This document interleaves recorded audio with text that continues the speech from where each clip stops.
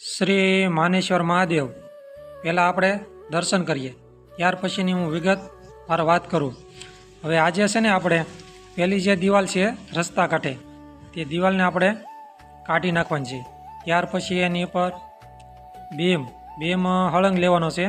એની ઉપર આપણે 5 ફૂટની ગરી લાવશે. તો મારે એટલું જણાવવું છે વિડીયોના માધ્યમથી, જો ખરેખર તમારે સેવા જોવી હોય ને, એકવાર અહીંયા શ્રી માનેશ્વર મહાદેવના સાનિધ્યમાં આવજો. નાના બાળકોની કેવી સેવા છે, મોટા ન કરે ને એવી સેવા આ નાના બાળકો કરી રહ્યા છે. તમે જોઈ શકો વિડીયોની અંદર કે છોકરા કેવું કામ કરે છે એમ. અને આ જે કાંઈ કાર્ય થઈ રહ્યું છે તે ભાલર ગામના દરેક વ્યક્તિના સાથ અને સહયોગથી આ કાર્ય કરવામાં આવે છે અને ગામ સમજતા આ કાર્ય છે.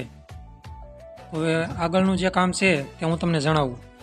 હવે આપણે એક નીચે થર મારવાનો છે. ત્યાર પછી એની માથે આડો બીમ આવશે. બીમ માર્યા પછીનું આગળ કામ સણતરનું આવશે. તો તમે જોઈ શકો છો આમાં નાના છોકરાએ પણ સારી એવી સેવા આપે છે. જેની પાસે સમય છે તે આની અંદર સેવા શ્રીથી આપે છે અને દાતાશ્રીઓ દાનના માધ્યમથી અહીંયા નિમિત્ત બને છે. તો તમે જોઈ શકો છો આ રીતનું આજનું કામ છે ને આવી રીતનું આગળ કામ વધતું જાય છે ધીમે ધીમે. તો તમે જોઈ શકો છો. આવો સૌ સાથે મળીને આ ધાર્મિક સ્થળનું આપણે પરિપૂર્ણ કામ વહેલી તકે કરવી. જો નાના બાળકોની પણ આની અંદર સારી એવી સેવા છે.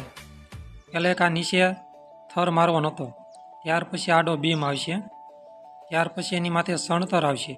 સણતર પૂરું થયા પછી એની માથે પણ એક બીમ આડો આવશે. તમે જોઈ શકો છો જે કામ અઘરું છે તે આ નદીના કાંઠેનું કામ છે. તે કામ અત્યારે પહેલાં આપણે લેવામાં આવેલું છે. તો આવી રીતે કામ થઈ રહ્યું છે.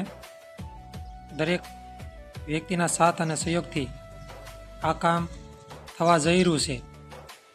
જો આવી રીતે પહેલાં થર આપણે મારી દીધો, ત્યાર પછી આની માથે આડો બીમ આવશે. તો આવો સૌ સાથે મળીને આ સેવાનું કાર્ય પરિપૂર્ણ વહેલી તકે થાય એવી